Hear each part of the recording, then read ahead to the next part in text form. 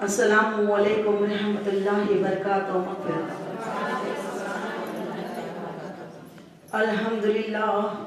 الحمدللہ رب العالمین. الصلاۃ والسلام علی سید المرسلین وعلی آلہ واصحابہ الطاہرین. اما بعد فاعوذ باللہ من الشیطان الرجیم. بسم اللہ الرحمن الرحیم. پیاری بہنوں، مدینے کی دیوانیوں، ہم سب کچھ سنیں یا سنائیں، اس سے پہلے مناسب ہی نہیں ضروری سمجھتی ہوں کہ گنبد خضرا میں آرام فرمانے والے ہمارے آقا و مولا، ہمارے غم گسار آقا، وہ سونے سونے پیارے پیارے مدنی آقا، جو رب کے محبوب، دانا غیوب، مکی سردار، مدنی تاجدار، ہم بے بسوں کے بس، ہم بے قسموں کے قص، تمام عالموں کی رحمت، تمام عالموں کی جان پہ نہایت ادب و احترام کے ساتھ درود و سلام کا تحفہ پیش کریں. پڑھیے الصلاۃ والسلام علیکہ یا رسول اللہ. الصلاۃ والسلام علیکہ یا حبیب اللہ. الصلاۃ والسلام علیکہ یا نبی اللہ. وعلی آلک واصحابک یا نور اللہ صلی اللہ تعالی علیہ وسلم. اور دوسری مرتبہ پھر عشق و محبت میں جھوم کے آقا کی بارگاہ میں درود و سلام کا تحفہ پیش کریں.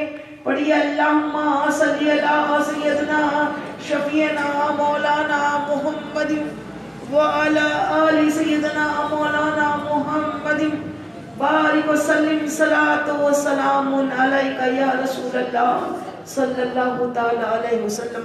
اور تیسری مرتبہ پھر عشق و محبت میں جھوم کے آقا کی بارگاہ میں درود و سلام کے تحفے پیش کریں. پڑھیے اللہ رب محمد صلی اللہ علیہ وسلم نحن عباد محمد صلی اللہ علیہ وسلم صلی اللہ تعالی علیہ وسلم. پیاری بہنوں، ہم اللہ کے بندے ہیں، اور اللہ کا بندہ تبھی بندہ کہلاتا ہے جب اللہ کی رضا میں راضی رہے اور اللہ کی اطاعت کرے. اللہ کے رسول کی اطاعت کرنے کا نام ہی بندگی ہے. اور اللہ تعالیٰ کا جو حکم، جو رضا ہم پر عائد ہے کہ اللہ تعالیٰ جو ہم سے چاہتا ہے وہ کام اگر ہم کریں تو ہم وہ عبادت ہے، اور اگر اللہ کے نافرمانی کرتے ہیں تو پھر ہم بندے نہیں ہیں. بندے کا مطلب ہے بندگی کرنا. اور اللہ تعالیٰ نے ہمارے لیے دین اسلام پسند کیا، اور ہم بہت خوش قسمت ہیں جو رب العالمین نے ہمیں مسلمان گھر میں پیدا فرمایا. اور اس سے بڑھ کر مذہب دنیا میں کوئی نہیں ہے. اور اللہ وہ ہے جو وحدہ لا شریک ہے، تنہا ہے، واحد ہے. ساری تعریف ہے صرف اس رب ذوالجلال کے لیے ہے جو ساری کائنات کو کا پیدا کرنے والا، بچانے والا، کھلانے والا، پلانے والا، پالنے والا، زندہ رکھنے والا، موت دینے والا، عزت دینے والا، ذلت دینے والا، خوشیاں دینے والا، تندرستی دینے والا، بیماری دینے والا، شفا دینے والا، سب کچھ سب ایک ہی ذات ہے، اور وہ اللہ رب العزت کی ذات ہے. اللہ تعالیٰ نے ہمیں اپنا بندہ بنایا، اپنے محبوب کا امتی بنایا. بہت بڑا ہم پر احسان ہے، کروڑوں کروڑوں احسان ہے رب کا، جو اللہ نے ہمیں کفر میں جانے سے بچا لیا اور ایمان کے نور میں ہمیں لے آیا. تو اللہ کی عبادتوں میں 5 کلمے کے بعد 5 وقت کی نماز ہے، روزہ ہے، رمضان المبارک کے روزے ہیں، زکوٰۃ ہے، حج ہے. اور ادھر حقوق العباد میں رب العالمین نے یہ بھی پیپر ہے، یہ بھی امتحان ہے. دنیا میں آنا ہی ایک امتحان ہے. دنیا یہ رہنے کی بستی نہیں ہے، یہ بہت ہی ذلیل و خوار چیز ہے۔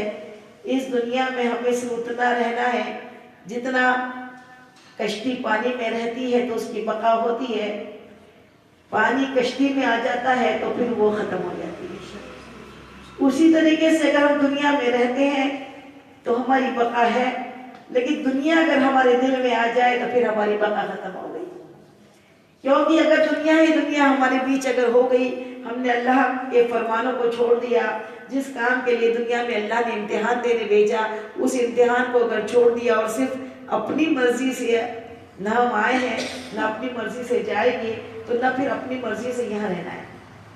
مرضی تو صرف اور صرف اللہ کے رسول کی ہی چلے گی۔ ہماری مرضی اگر چلانا ہے تو پھر اللہ کی دنیا سے باہر جا کے رہنا پڑے گا، اور ایسی کوئی جگہ ہی نہیں جو دنیا کے باہر ہے، ساری حدیں اللہ تک پہنچتی ہے، ساری حدیں اللہ ہی کی ہے، تو ہمیں اس کی دنیا میں رہنا ہے تو اس کے حساب سے اس کی مرضی سے رہنا پڑے گا۔ ہمیں دو قسم کی عبادتیں دی گئی، ایک تو اللہ کے حق ادا کرنا جس میں کلمہ، نماز، روزہ، حج، زکوٰۃ ہے، اور ایک وہ عبادت ہے جو بندوں کے حق ادا کرنا۔ صرف نماز پڑھی اور بندوں کو چھوڑ دیا تو بھی جنت میں نہیں جا سکتے۔ اس امتحان کا رزلٹ ہے جنت یا جہنم، تو ہی ٹھکانے۔ مرنے کے بعد حشر کے دن حساب ہو جائے گا، اور وہ حساب میں پاس ہو گئے تو جنت میں چلے جائیں گے اور فیل ہو گئے تو جہنم میں چلے جائیں گے، اور پھر وہ ہمیشہ ہمیشہ کی زندگی ہے، وہاں پہ موت کو لا کے بھی ذبح کر دیا جائے گا۔ اس کے بعد پھر کوئی موت آنے والی نہیں ہے، یا تو جنت میں ہے تو جنت کے مزے ہمیشہ کے لیے رہیں گے، یا جہنم میں ہے تو جہنم کے عذاب ہمیشہ کے لیے رہیں گے۔ تو ان عبادتوں میں ہمیں 5 وقت کی نماز سب کو پڑھنا ہے، یہ سب کو معلوم ہے، اور اللہ کے وہ بندے، اللہ تعالیٰ خود فرماتا ہے کہ میرے خاص بندوں پہ یہ وزن نہیں ہے۔ 5 وقت کی نماز بھاری نہیں ہے، لیکن جو بھٹکے ہوئے ہیں ان کے لیے بڑی گرا گزرتی ہے نماز، لیکن جو یہ مان لیتا ہے میرا رب ہی میرے لیے سب کچھ ہے اور وہ بندگی کے بغیر بندہ نہیں ہے، تو وہ ایک وقت کی نماز بھی قضا نہیں کرتا، اور رمضان کے روزے بھی پابندی سے رکھتا ہے، زکوٰۃ بھی پوری نکالتا ہے، حج بھی جلد سے جلد ادا کرتا ہے۔ یہ اللہ کو راضی کرنے کے کام ہے، لیکن اللہ تعالیٰ نے اتنے میں امتحان ختم کر دیا، امتحان اب اور بڑھ کر ہے، اور وہ امتحان ہے حقوق العباد، اللہ کے بندوں کے حق ادا کرنا۔ اس میں کون کون آتے ہیں؟ سب سے پہلے اللہ کے رسول کے بعد اگر کوئی رشتہ ہے تو وہ والدین کا رشتہ ہے، پھر شوہر کا، بیوی کا، بچوں کا، بھائی بہنوں کا، تمام اپنے ننیحال ددیال، تمام جتنے رشتہ دار ہمارے بائی بلڈ ہے، جو خون کے رشتے ہیں ان کو نبھانا، پھر اس کے بعد میں ہمارے پڑوسیوں کے حق کو ادا کرنا، اس کے بعد ہمیں تمام دنیا میں جتنے اللہ کے بندے ہیں ان کے ساتھ حسن اخلاق کے ساتھ رہنا۔ حسن اخلاق جو ہے نصف دین ہے، آدھا دین کیا ہے؟ حسن اخلاق، اچھا خلق مل جانا سب سے بڑی نعمت ہے۔ جس کا خلق اچھا ہو، جس کا مزاج اچھا ہو، جس کے اخلاق اچھے ہو، وہ اللہ کے نزدیک بہت پیارا بندہ ہے۔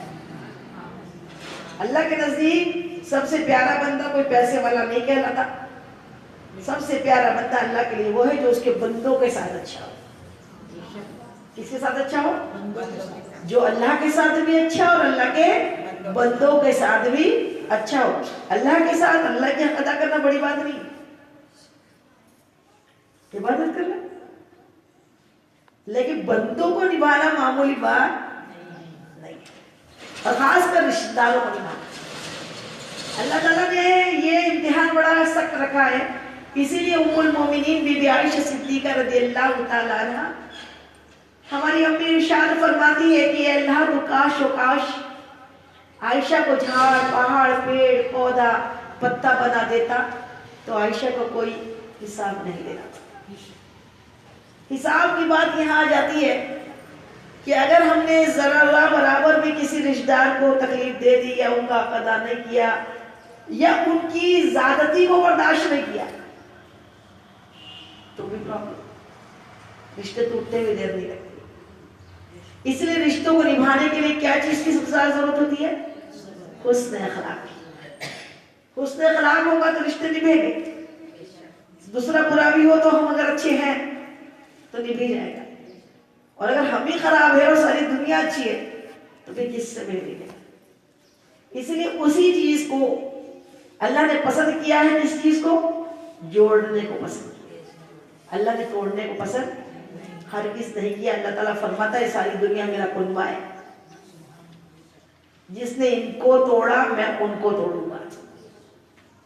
جس نے ان کو توڑا پھر میں انہیں توڑوں گا. تو یہ اللہ کے کنبے کو, یہ ساری کائنات کو میں جتنے بستے ہیں ان کے ساتھ حسن اخلاق کے ساتھ پیش آنا. یہ قطع تعلقی جو ہوتی ہے یہ سب سے بڑا کبیرہ گناہ ہے, رشتوں کو توڑنا اور اپنوں کو نبھانا سب سے بھاری بات.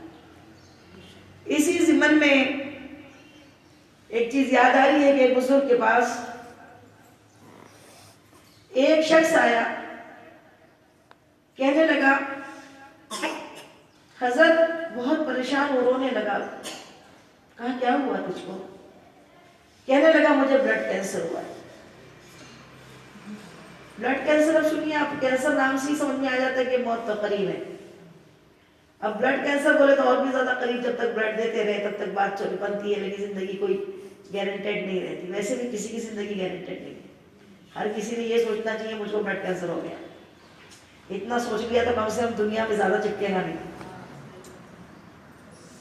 وہ رونے لگا.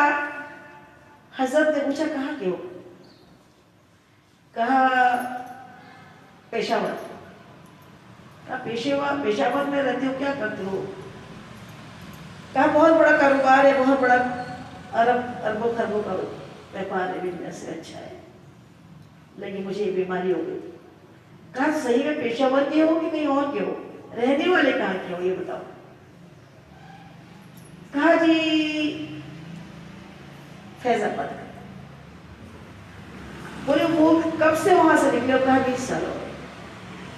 20 سال سے میں اپنا وطن چھوڑے نکلا ہوں. پھر کبھی گئے ہو؟ کہا نہیں.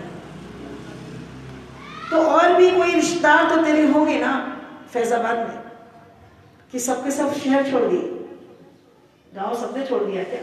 کہا نہیں, سب ہیں, میرے نان کے, داد کے, ننیال دریال سب ادھر گئی ہے, سارے رشتہ دار کیسے؟ بولے غریب حالت میں, اور تو امیر ہو گیا.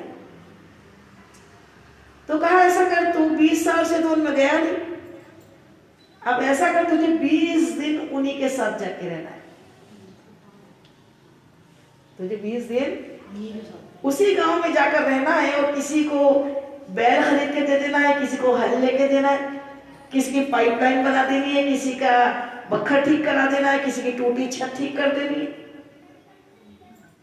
ان سارے رشتہ داروں کی دلجوئی کرنی ہے, ان سارے رشتہ داروں کی جو چھوٹی چھوٹی ضرورتیں, جو غریب رشتہ دار ہیں ان کی اس چھوٹی چھوٹی ضرورتوں کو جا کر 20 دن ان میں گھل مل جانا ہے.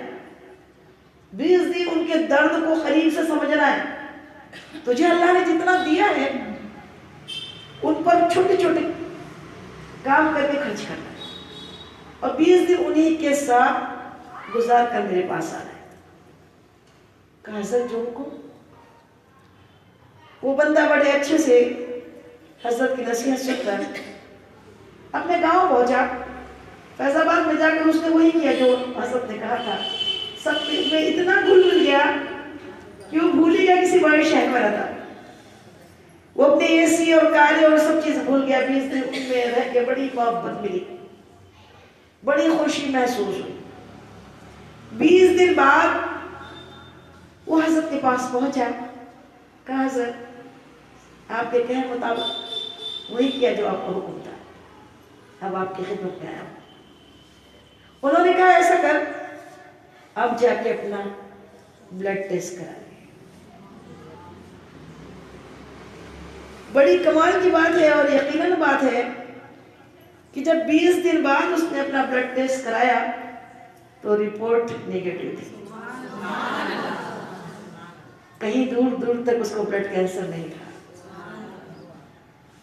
तब उसने बड़े ताज्जुब से पूछा, हजरत ने बताया कि अल्लाह ताला ने जो रोजी तुझे दी है उसमें उन गरीब रिश्तेदारों का भी हक था, तूने उनको कभी पूछा नहीं, इसलिए बीमारियां लग गई। आज जो हमारे मुआशरे में हम देखते हैं ना, रातों को नींद नहीं है, कोई किसी बीमारी में मर्ज में मुब्तला है, कोई किसी बीमारी में किसी में मुब्तला है, ये सारी बीमारियां हमारी अपनी की हुई है। हमने अपने गरीब रिश्तेदारों को छोड़ दिया, उनका दुख समझना हम भूल गए। देखो बाहर वालों को निभाना बहुत आसान बात है। मेरी ये वो वाली सहेली बहुत रईस है, मैं भी बहुत रईस हूँ। मैंने उसे अच्छा चाय नाश्ता कराया, उसने मुझको चाय नाश्ता कराया, मैंने उसे गिफ्ट दिया, उसने रिटर्न गिफ्ट दिया, कोई शिकायत ही नहीं है। बहुत दोस्त मिल जाते हैं। निभाना तो अपनों को निभाना बहुत मुश्किल है। अपनों को निभाने में ये, अगर हमने अच्छा भी दिया तो क्या लगा,